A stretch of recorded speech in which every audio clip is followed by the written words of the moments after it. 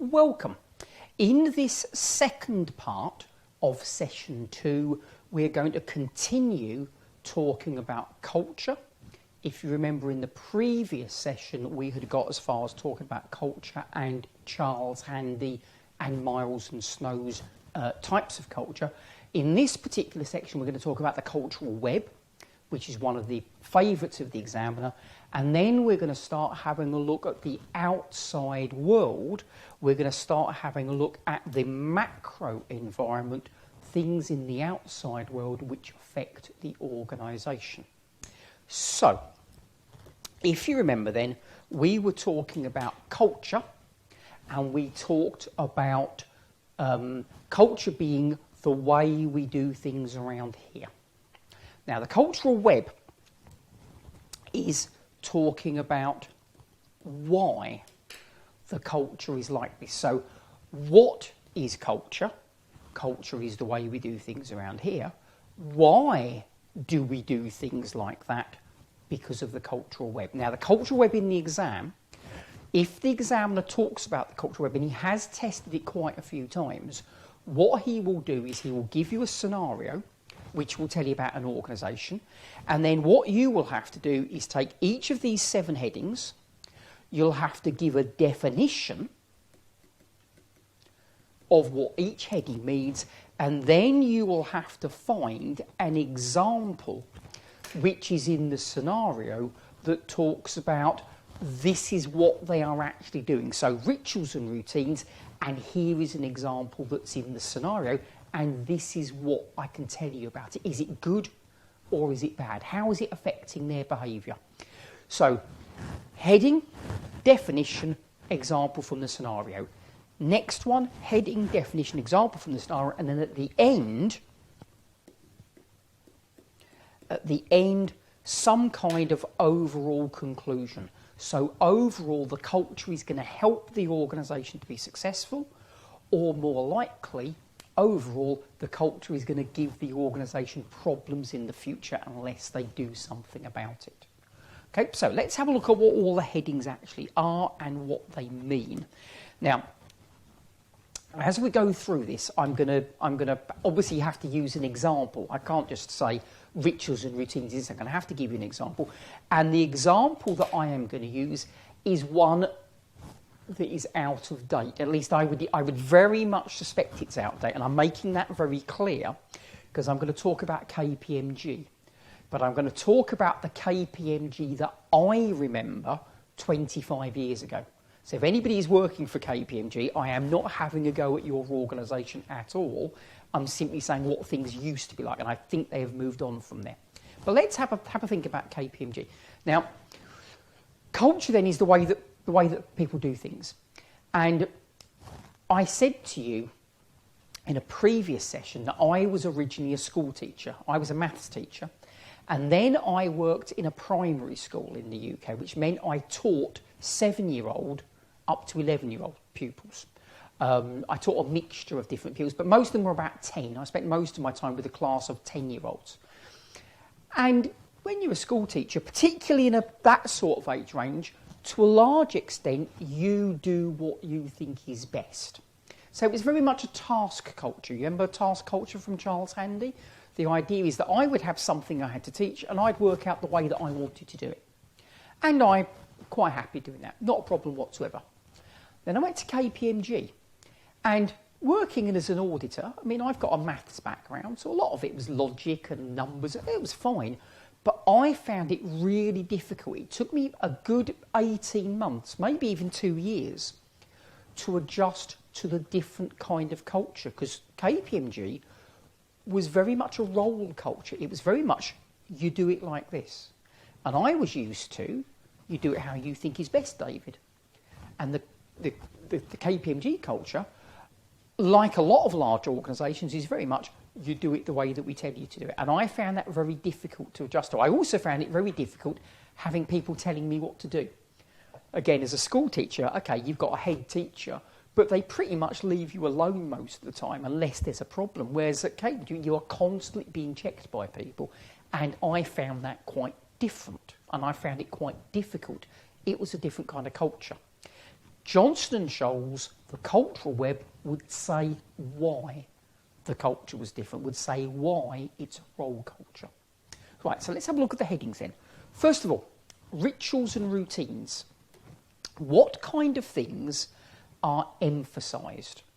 Now, one of the things that they used to have, and I don't know if they do still, they may do, they may not do, I really don't know, was KPMG had a dress code. Now, that again, straight away, was a big difference to what I was used to. As a primary school teacher, you wear something comfortable, you wear something that's easy to wash, because 10-year-olds will spill paint over you, they will, you'll get chalk on you, your clothes get filthy. So the dress code in the primary school, wear something you can wash easily. Dress code at KPMG, very, very different. Unusually for me, what I am wearing today, I would probably have been allowed to wear at KPMG. Normally what I'm wearing wouldn't be acceptable. You had to wear a dark, for a guy, you had to wear a dark suit. Fair enough.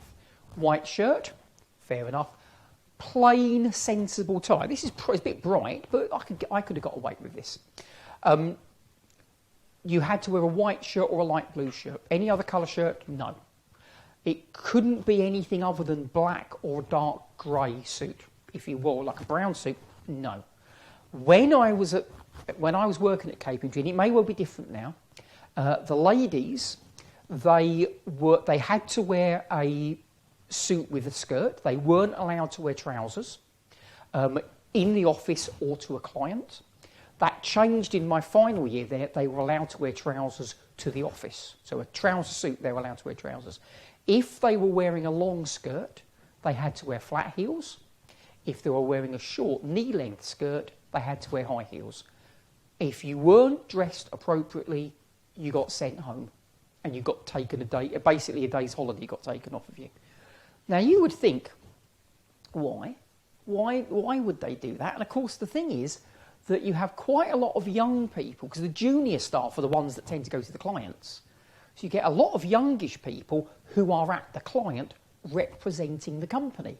And so what KPMG at that time felt was appropriate was to tell people what to wear. Now, a different organisation might well simply have said, wear something that you feel is appropriate because you're representing the company, but we'll let you decide.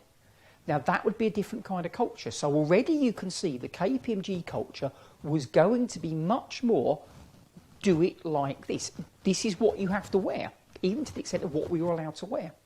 So it's going to be much more a role kind of culture, which is you do things in a certain way. And we'll see more of that as we look at some of the other headings. Symbols, status symbols. As most of you will know, a status symbol is something that tells you how important somebody is.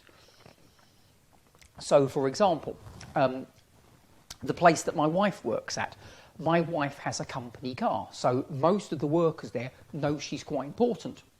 Her boss has a bigger company car, and his parking space is nearer to the front door, so he's more important than she is. Again, a lot of companies will do this. It will be things like, do you have a larger office? Is it higher up the building? Normally, the more senior you are, the higher up the building your office is, because you get a better view. Do you have a personal assistant? Do you have a big desk? These things are status symbols that show other people how important you are. And people take these very, very seriously. Now, you may be pleased to hear that in LSBF, we don't really have status symbols. I am a senior lecturer at LSBF. I'm one of the longest serving lecturers that's here. I don't have an office. I don't even have a desk. That's how important I am. Woo! LSBF don't tend to do those kind of things. But in an organisation, if there are lots of symbols, if there are lots of status symbols, you are more likely to get a role culture, because it's just another way that people do what they are told. So you're doing something because you want to get the next promotion, the next office, the next desk, etc., etc. Control systems. What's monitored? Now again, when I was at KPMG, timesheets. Timesheets were a really big deal. We had to fill our timesheets in every Friday. and you had to account for every half an hour that you had been working. So every half-hour period had to be charged to a client or to training. You had to account for every half hour that you had done. So if you were simply going to say, I've been thinking about a better way of doing something, that would not be acceptable. They wanted to know exactly what you'd been doing all the time, because obviously if you'd been working for a client, they needed to charge the client. That's completely understandable. But it meant, again, it's more likely to be a power culture, a role culture, because of people checking on what you're doing. Task cultures tend to be much more go away and do what you think is best, come back when it's finished. Now, LSBF, we don't really have many control systems. Nothing is really monitored that closely. The only thing they really look at is pass rates. As long as my pass rate is okay, LSBF to a certain extent don't really care what I do. So task culture, do what you think is best. If I was working for BPP, and I mentioned BPP in the previous session, they would give me they'd give me, here is your P3 material and this is how you would teach it. And they'd probably check that I was doing it like that. So they might well monitor what my students are doing. They might well come and look at some of the things that my students are writing in their notes to see that it's what they're supposed to be writing. Nothing wrong with that as a way of doing things. Remember, we said role culture is much more consistent. BPP want to be consistent. KPMG want to be consistent. They want all audits being done in the same way. Completely, that's the way they want to do it. But it's going to shape the way that people act. It's going to shape the way that people think. As you can see, those first three, they're going to mean very much that people will do what they're told. It is very much the people at the top make the decisions, the people at the bottom just do what they are told to do. Yeah, it's the consistency thing again. Now remember, I've said this already, I'm going to say it again, and I'll say it again lots of times during this course, there is no wrong, there is no right, it's what's appropriate. For an auditing company, having lots of controls, having lots of checks is completely appropriate. In a primary school, I'm not convinced. So the way that you do it in one audit situation, you do it one way. In a different situation, you do it in a different way of doing things. Is it appropriate for the company in the exam? That's to keep it. Structures, tall and flat. Now, you may remember tall and flat from F1. You may not do. Tall structures have lots of layers of management, and each manager supervises a small group of people. Now, again, that's the KPMG approach. That would be something like the health service would be like that. So lots of managers managing a small team. Now, that makes sense, again, because in the health service, if people aren't doing the right thing, then people's health is put at risk, people's lives are put at risk. So you have a lot of managers supervising a small number of people. Now, a flat structure, LSBF is a flat structure. There are very few managers. There is in LSBF, there's the chief executive, then there's the head of the professional school, and that's it. And then there's me down here. There are, from me to the head of the entire company, there's only one person in between us. And my boss, the head of the professional school, has to look after about 50 or 60 different lecturers. He cannot possibly look at them in any great detail. Whereas if you're only supervising 3 or 4 people, you can monitor them very closely. Flat structures, less is monitored because you just don't have time. You have to trust people. So again, you end up with a task culture. Tall structures, you have one person looking after a few workers in a team. You can watch them more closely. Tall structures, it's harder to get things changed.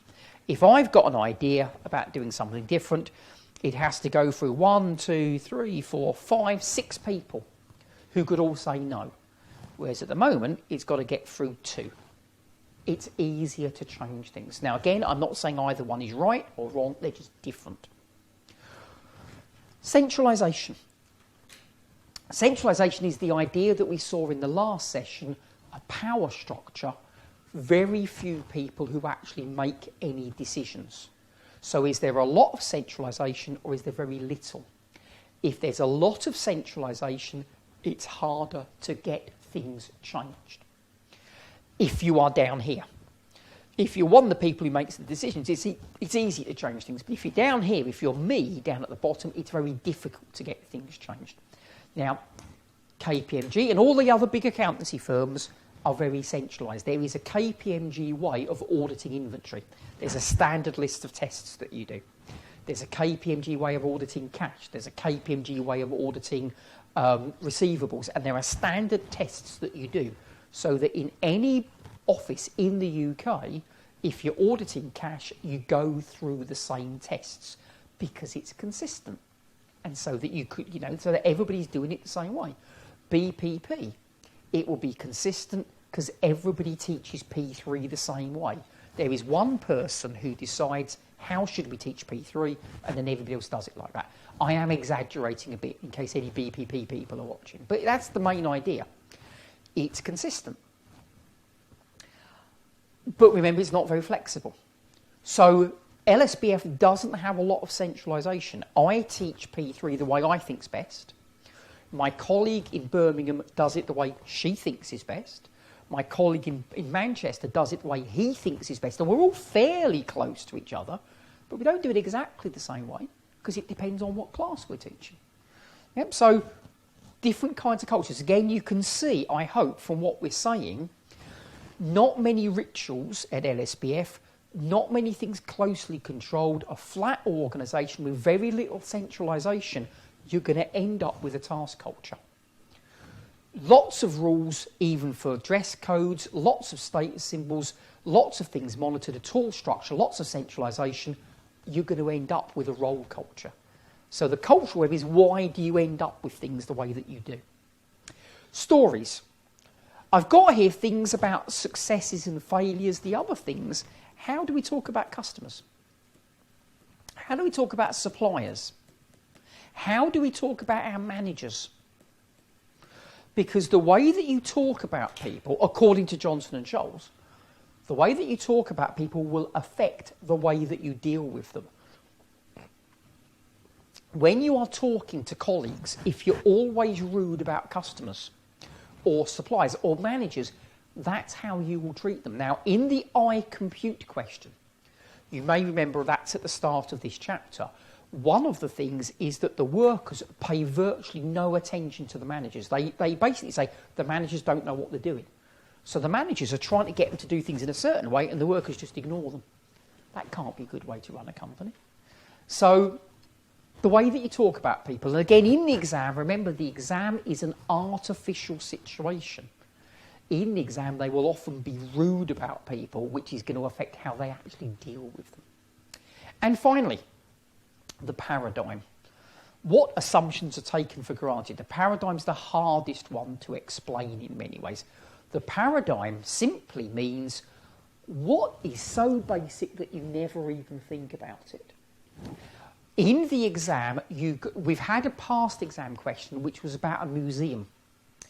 And the government was going to cut funding to this museum for various reasons. And the workers at the museum, the senior people at the museum, just didn't get that. They were just like, that's never going to happen. So they had a new boss come in, and the new boss came in and said, look, we need to look at saving money, and we need to look at making other ways of generating revenue.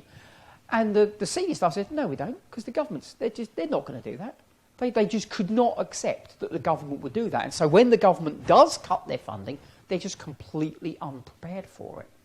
So the paradigm, what do we take for granted? What don't we ever question? My favourite example of the paradigm is a word that most of you will be familiar with. Well, it's not even a word, it's a set of letters. Most of you will be familiar with because, you probably can't see that. In fact, I might have to put that full screen so you can see it a bit better. It is, if I hold it up, it is the top row, the left-hand side of the top row of a computer keyboard. QWERTY. Why is a keyboard set out like that? And the reason is, when it was a British guy who invented a typewriter.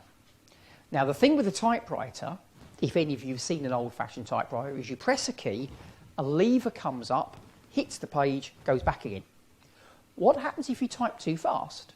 Lever comes up, another lever comes up, they jam. So the guy who invented the layout of the typewriter designed where the letters were placed to slow people down. Because if you type too fast, you jammed all the work up, jammed all the keys up. So it was deliberately designed to slow people down. Now, on your computer keyboard or on your mobile phone, there are no keys hitting paper to jam. And yet, you're using a keyboard that's been designed to slow you down. Why don't they have a different kind of keyboard? And the answer is, people just don't accept. Microsoft have tried, I think, on at least 2 or 3 occasions, to have a different kind of keyboard, which is set out in a way that allows you to type faster. And people just say, no, that's not the way it should be laid out. Oh, no, that's wrong. It should be QWETRY. People find it very difficult to change. And that's the trouble with culture. Because it's things that we often don't think about. It is very difficult to get people to change the way they do things.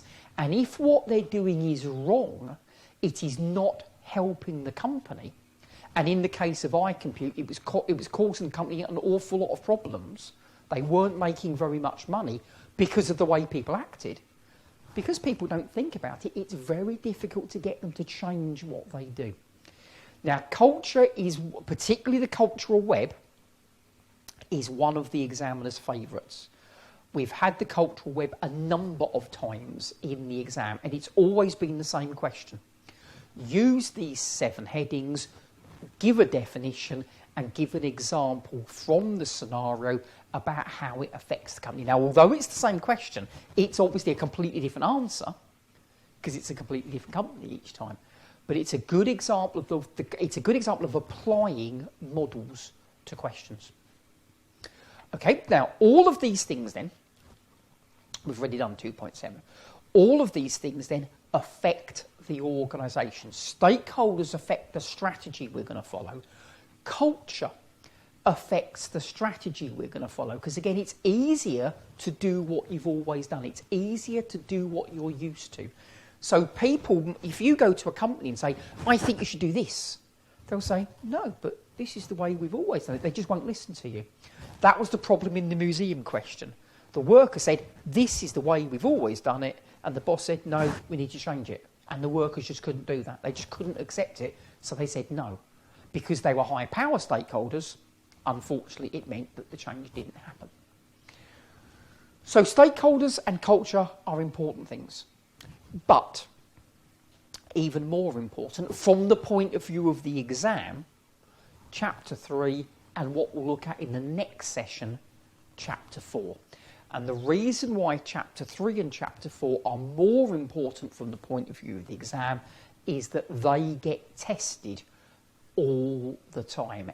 Every single P3 exam has had either Chapter 3 or Chapter 4 or both tested on the exam paper. Every single one. Now, the great thing about Chapter 3 and Chapter 4 is that the answer is going to be in the scenario. The answer is going to be on the question paper in front of you. So, although there are some models in Chapter 3 and Chapter 4, and it is incredibly important, they're actually 2 of the shortest chapters. And the reason is because you don't need to know very much. What you need to do instead is to think, why is that important? Why is this important? Why have you told me this bit of information? Why have you told me that bit of information? That's the important bit for Chapter 3 and Chapter 4. So, again, let's begin by having a look at some past exam questions. December 2013, explain the principles of Porter's diamond. Probably 4 marks there for the knowledge. That's just a straightforward theory bit. What's the rest of it about? Use it, apply the model to talk about 2 particular countries. We've got Sealand and Arboria. So again, there are some marks for theory, but not very many. Underneath that, June 2011, analyse the environment at EcoCar. You can't answer that question. It says the macro environment. That's going to use a model that we'll talk about, but I would imagine virtually all of you know, called PESTLE. What a lot of students did was they said PESTLE stands for political, economic, blah, blah, blah, blah, blah. And here's some things that I saw in my textbook. Political could mean this, and economic could mean that. And that all got 0 marks. Because the question says, please talk about how it relates to this company. Please apply that model and use it to explain what's going on with EcoCar. Yeah, so I actually had some students who answered that question who didn't use PESTLE at all. They simply said, you told me that, and it's important because, and you told me this, and it's going to affect EcoCar because, and you told me this, and it's important to EcoCar for this reason. They got full marks, even though they didn't even use a model. Students that just wrote about the model, just wrote about the theory and didn't mention EcoCar at all, basically got 0. So it's about applying the models, not just learning them. Again, you can see examine in June 2010, analyse in December 2008, analyse in June 2008. It's all the same kind of thing. It's use the model to say what's going on. Now, before we get caught up in Chapter 3 and then in the next session, Chapter 4, remember, why does this matter? The outside world is going to affect what strategy you're going to follow. The outside world is going to affect what strategy is likely to work and what strategy is likely to fail. So you must be aware of the important things in the outside world that are going to affect you and how they are going to affect you. So this is important. Is it good or bad for us? That's important. Is it good or bad for us? That's what we need to do when we're analysing the outside world. So the business environment is basically anything in the outside world.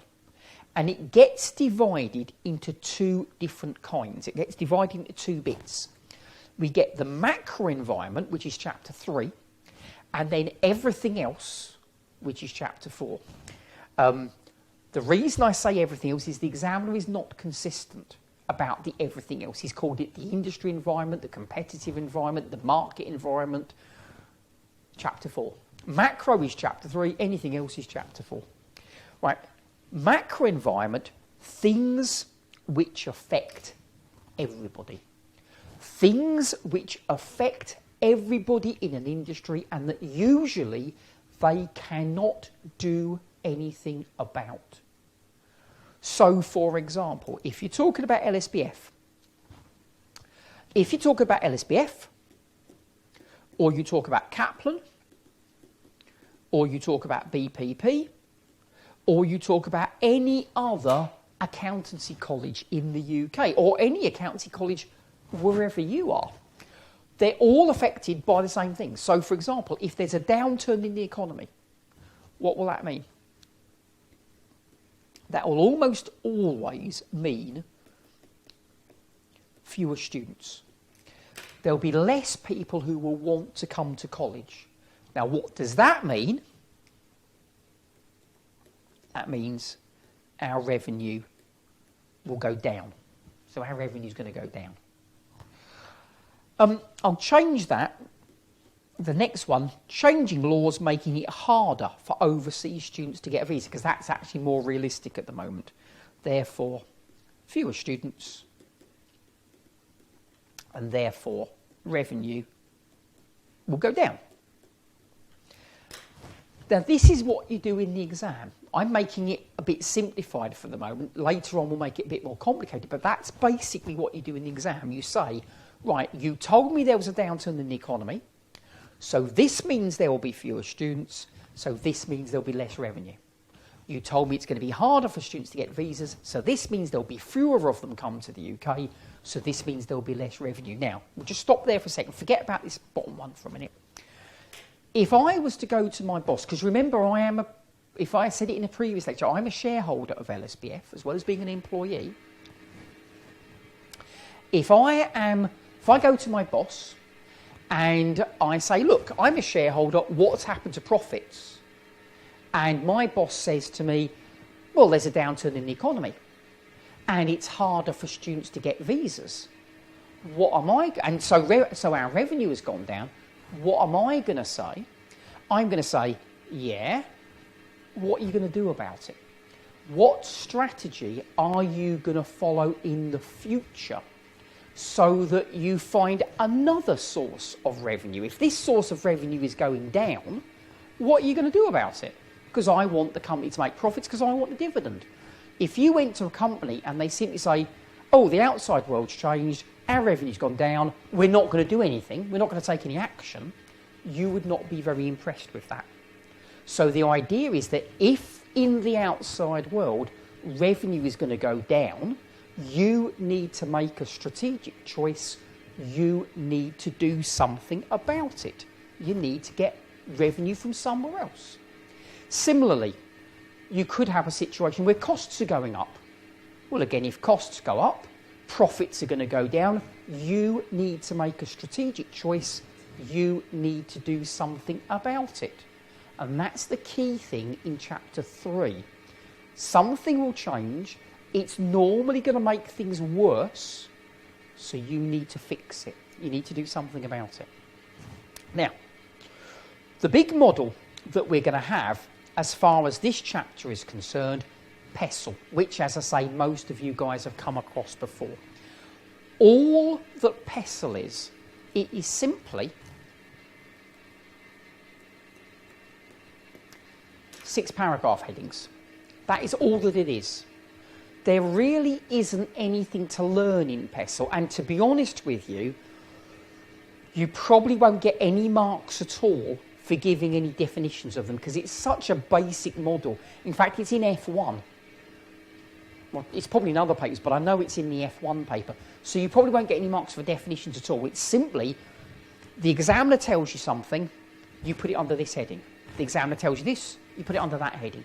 It's simply a collection of headings, that's all. So political is things like government spending.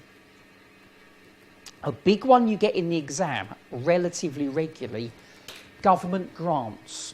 So the government is giving people money for doing this. The government is funding that. And that obviously, if you get a grant from the government, that keeps your costs down. What often happens in the exam is the company at the moment is getting a grant for doing something, but they're thinking about doing something different, and if they do something different, they might lose that grant. So they need to think about whether it's a good idea or not. Economic, the one we often get, the state of the economy. How much money do people have? If they have a lot of money, then you can get away with charging high prices for something. If they don't, then even if your product is very good, they won't pay it anyway. So the economy, again, there might be other things that you get in exam, doesn't matter. The key thing is, how is it going to affect this company in this scenario, in this situation? Social, attitudes towards things. We get quite a lot of exam questions where the examiner says, this kind of product is very popular, or this kind of product used to be very popular, but now customers don't want it. And so you have to think about whether you need to change your products or not. Technological. I've got there new technologies that make products obsolete. It could also be new technologies, perhaps, that allow you to cut costs. Anything that is going to change your revenue or anything that's going to change your costs. That could go under technological. So I've got new technology, your main product that you've always used and has generated a lot of money for you, nobody's going to want it next year. What are you going to do? Or it could be that a new technology has come out and it allows you to develop a new product that you've never been able to sell before. Well, what are you going to do about that then? So, technological. Environmental. One of the things that you may well see in the exam is talking about green. The examiner likes this, talking about green consumers, people who are willing to spend more on a product because it's environmentally friendly. We had a question a while ago about electric cars. And in the exam, you were told that in the country that this company was operating, people were very keen on electric cars because they don't damage the environment as much. You could put that under social. I wouldn't have a problem with that. But the examiner tends to put it under environmental. And legal, changes in law. One of the things we have fairly regularly in the exam is safety legislation. So the examiner will say they're going to change the law, there's going to be more safety legislation is going to be introduced, therefore you have to say, well, their costs will go up, then their profit will go down. With all of these, you put your 6 headings down, you talk about what's in the scenario, you talk about its impact. And that's all you need to do with PESOI. You really don't need to mention any theory whatsoever. You won't get any marks for it anyway. So talk about the impact of it. Scenario planning is something that has only been tested a few times, but the idea behind it is it fits in with what we were just saying. It fits in with the idea that we're trying to predict what's going to happen in the outside world. Because we need to predict what's going to happen in the outside world because we need to decide what strategy we are going to follow. So how can we decide what's going to happen in the outside world? Scenario planning, the idea behind this is you think about what are the key factors? What are the key things that are going on in the outside world that might make a difference to your organisation in the future? Now, the thing with scenario planning is it takes a long time to do. It's expensive, it's costly, you can't do it for everything in the outside world, so you pick maybe 2 or 3 different really important things, such as the economy. Such as, I'm thinking of an old exam question, and it was perhaps, there was a danger in this particular exam that a new company might come into the industry that had never been there before. And what you do is you think, what could happen with the economy? Well, the economy could get better. The economy could get worse. A new rival could enter our industry. A new rival, they might stay out. And then you would say for each of these scenarios, what would we do if the economy got better? What would we do if it got worse? What would we do if the new entrant comes in, and what would you do if they didn't? Now, the reason why you do these is because strategy can take a long time to decide. You know, you can take, by the time you've done your analysis, your choice, it could take you 6 months to work out what you want to do. If a new rival comes into your industry, you don't want to spend 6 months thinking, well, what should we do? You want to already have a plan. Right, that company has entered our industry on Tuesday, so on Wednesday, we start doing this.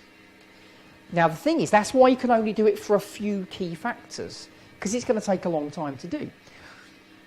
The idea then is, if a new rival comes in, you've chosen a plan. This is what we're going to do. The economy gets better, you've planned what to do. The economy gets worse, you've planned what to do. But you've thought about it in advance, what you are going to do if. Now, the big problem that we have with scenario planning is great, because if something changes, you're ready for it. The trouble is, you're going to waste an awful lot of your time planning things that never actually happen. If the economy gets better, then all your plans for if it got worse, you don't need them. You wasted your time doing them.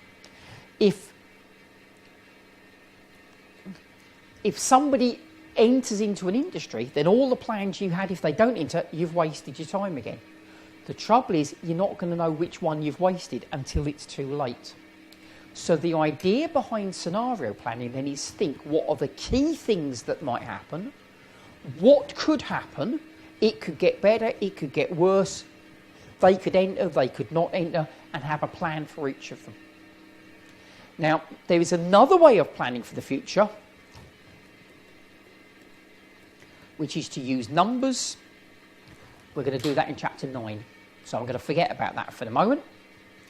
And the final bit that we're going to have as far as chapter 3 is concerned, we're going to talk about the competitive advantage of nations, Porter's diamond. Porter's diamond is exactly the same. It is exactly the same as PESTLE. The model is not the same. What I mean by that is the way that you use it in the exam is exactly the same. So all that's going to happen is the examiner is going to say, here are some facts about a particular, in this case, countries. You put them under the right headings, and then you say, why are they important? Now, so PESTLE and Porter's diamond, from your point of view, are basically the same. They're just 4 headings. You told me this, it goes under that heading. You told me this, it goes under that heading. Now, what's Porter's diamond about? It's basically talking about the fact that you get a lot of successful companies from the same country that are successful in certain industries. So, for example, if you were talking about, I don't know, things like clothes manufacturing, not selling it, but simply manufacturing it, there are a lot of very successful companies in Southeast Asia. Porter would say, why is that?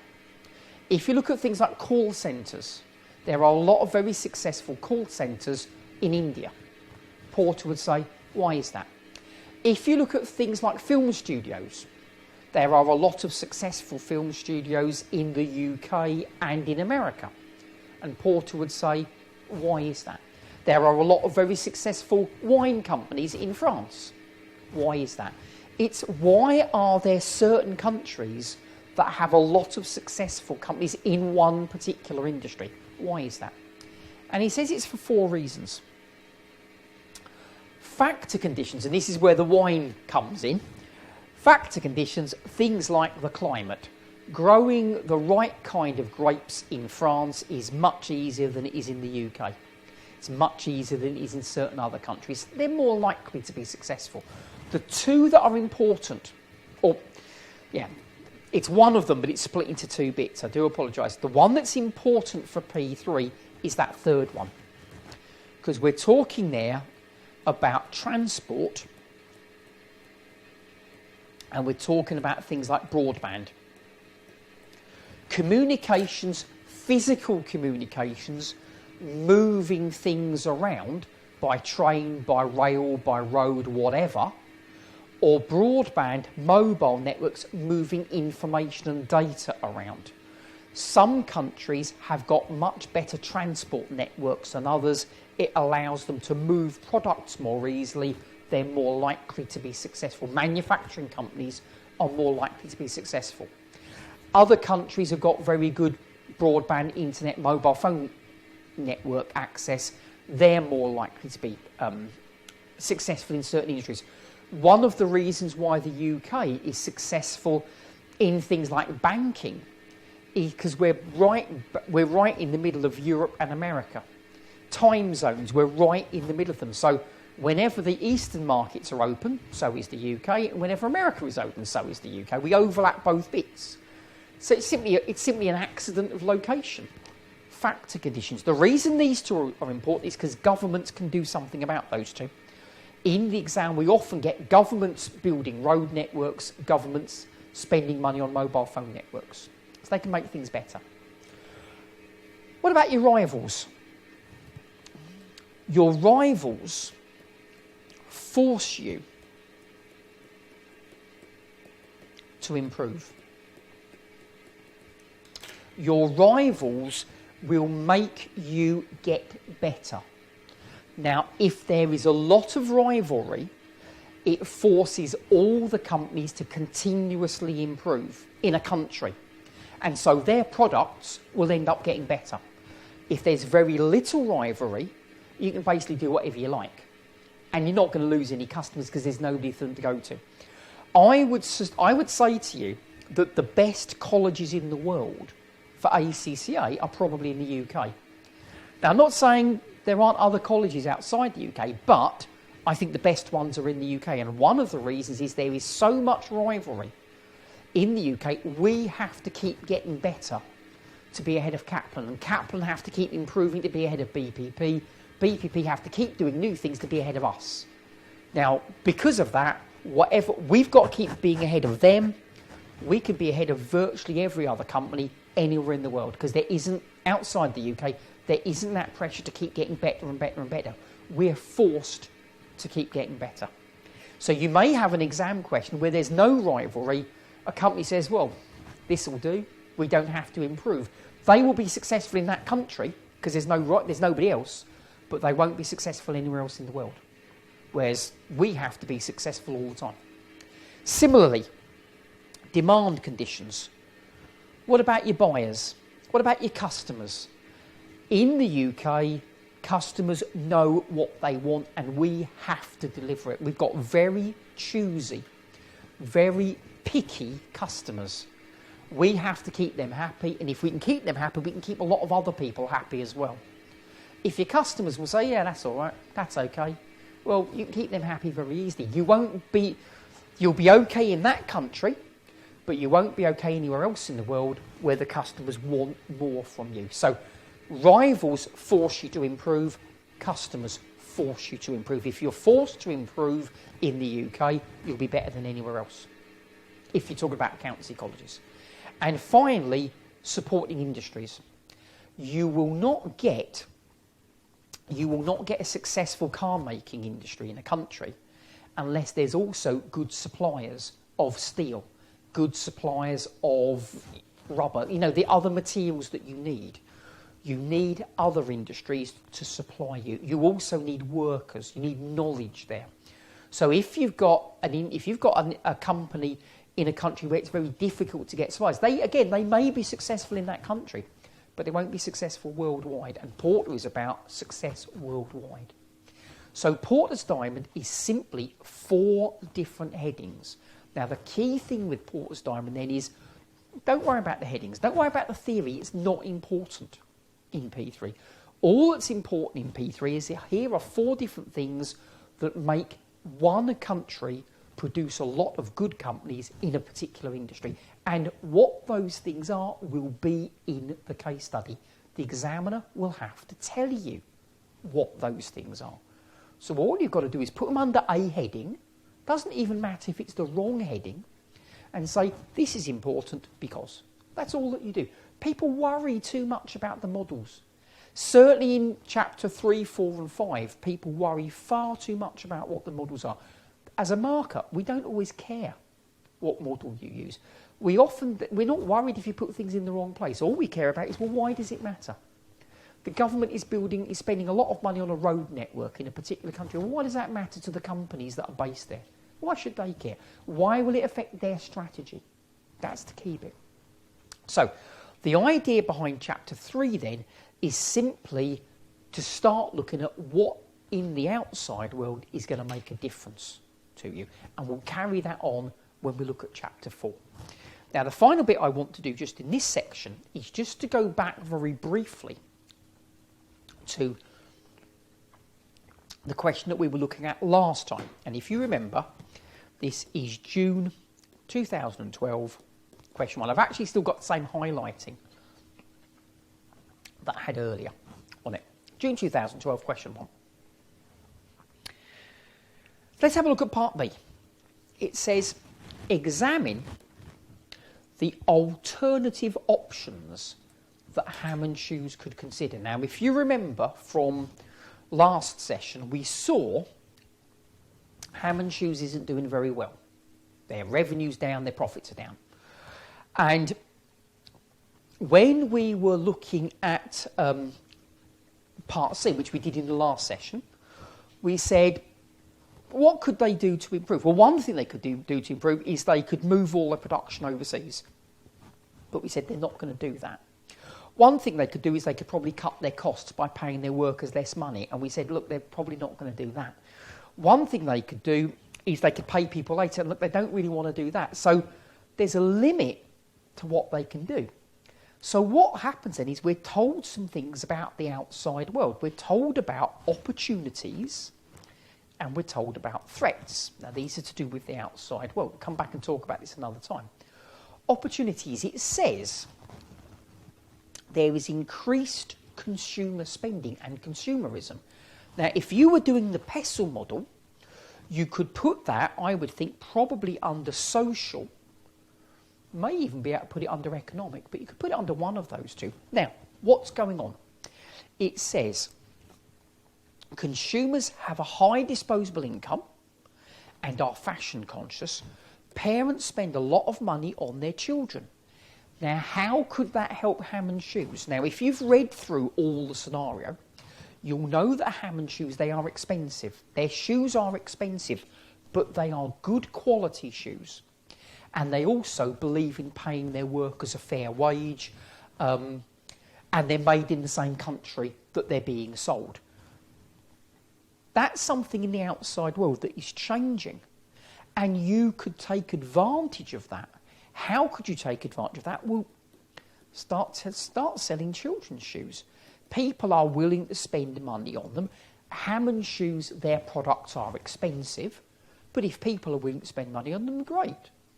So the idea is that what we're doing at the moment isn't working. Revenue's down and profits down. We could look at the outside world and we could say, look, that's something that fits in with what we do. Our shoes are good quality, they are expensive, but people will spend money on them because it's for their children. So let's have a new product. Let's launch a new product. Let's sell shoes for children. I don't know whether you remember back in chapter 1, we talked about strategic choices. One of them was launch new products. Desire for safe family environments. Again, social change. And it talks about shopping villages where people can visit lots of shops away from... So what you tend to do is you have a big car park, people leave the cars, and then the shopping village is entirely car-free, so it's safe. Now, again, if you've read through the scenario, if you've read through this case study, you will know that Hammond Shoes owns a very large piece of land that they're not doing anything with. So what could they do? They could sell the land to somebody who wants to build a shopping village. That would be a source of income. They could even do it themselves. I think they probably don't have the money to do it themselves, but they could certainly sell the land to somebody else. So that would be a source of income. So there is a change in the outside world. What does it mean to us? People want shopping villages. We have a piece of land we could sell to a developer, therefore we get more revenue. Parents spend a lot of money on their children. We make high quality shoes, which we could start selling children's shoes. This would increase our revenue. You see how we're saying that's the scenario, that's what it means, that's the impact on revenue. That's the way we're going to do things. Growth of the green consumer. Again, I might put that under environmental. It talks about a recent TV programme talked about labour in, I had to look to see how to pronounce that, Oratoria, I think that is called. That's where the main rivals for Hammond Shoes are. And the main rivals for Hammond Shoes are cheaper than Hammond Shoes. Why? Because they exploit labour. What could Hammond Shoes do? Hammond Shoes could have a big advertising campaign and say, look, yes, we're expensive. The reason why we're more expensive than these other rivals is, look, there was this TV documentary.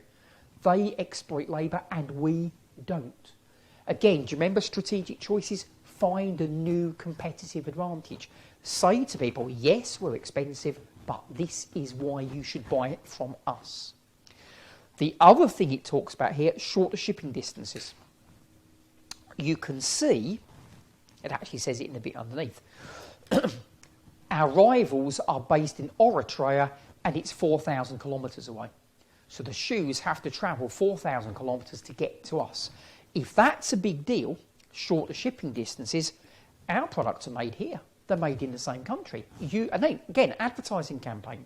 You should buy our shoes because they are made in this country. If you're worried about damaging the environment, our transport, getting the shoes to the shops, it won't be as big a deal. And we pay our workers properly. So you can see, again, source of competitive advantage. Tell the customers why you're more expensive. Justify it, in other words. What threats have we got? Well, we've sort of talked about this one already. Lower production costs. This is why they are losing sales, and that's going to reduce their sales. That's going to reduce their revenue. We're trying to find ways around that. And the other thing, legislation, it is going to be very difficult. It is going to be very difficult for Hammond Shoes to reduce their costs. Remember, we said sales are going down. Cost of sales are not going down nearly as quickly. It's going to be difficult for them to reduce costs, partly because they want to pay the workers properly, but also partly because of the law. So that's a legal thing that's in the outside world. So you notice we've used PESTLE. We only used bits of it, we haven't used all of it, but we used PESTLE to analyse the outside world to say, that's perhaps good, we could sell children's shoes, that's bad, we can't reduce labour costs very quickly. That's good because, that's bad because. And that's how you use PESTLE in the exam. You don't write essays about political or economic. You don't use lots of examples that are in the study manual. You simply say, look, this is what's going on in this scenario, in this company, in this question. So again, it's a good example of something I've mentioned already. I mentioned it with the cultural web. PESTLE is always the same model. Political, economic, whatever. But the answer is completely different in different questions because the facts that the examiner gives you are different, so the way you have to apply it is going to be different. So you notice the way that we've done this. Part A, strategic analysis. In this case, we looked at the financial position. In other examples, it would be external or internal or whatever. But part A, what's going on now? Part B was talking about a little bit of analysis, what's going on in the outside world, and then choice. You should choose to make children's shoes. You should choose to sell your land to a developer. You should choose to do a marketing campaign stressing that the products are made in this country. So your analysis leads on to your choice. Look how many marks are there altogether. I apologise, I've got lots of stuff on that screen there, haven't I? I think that's 38. Where is the answer? Well, I would suggest most of the answer is actually in the scenario, isn't it? The numbers are there, the text is there. A lot of it is there. All you've got to do is find it and say why it's important. Part C of question 1, I never really know what that's going to be on, but certainly part A is almost always strategic analysis. Part B is almost always strategic choice. So, the key things then from session 2. Strategy has got to be acceptable to stakeholders with high power. The keep satisfieds and the key players. Culture, cultural web can be a strength or a weakness. Strategy, you must know what's going on outside the organisation because you will need to change. There'll be opportunities that you can exploit, there'll be threats you need to do something about, and that's where PESTLE comes in.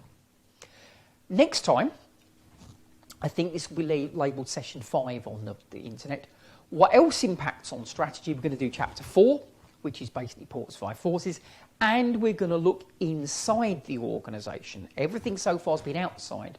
We're going to look inside the organisation, and Machine Shop, which was question 1 from December 2013, is the other thing that you will need to have a look at. So, external analysis, we've done half of it, got the other half coming up on every single exam somewhere. And I hope, again, particularly with what we've done in this session, you're starting to see the idea that the models are for applying, not simply for repeating. It's not theory, it's this is what it means in this particular situation. So until next time, good luck with your studying.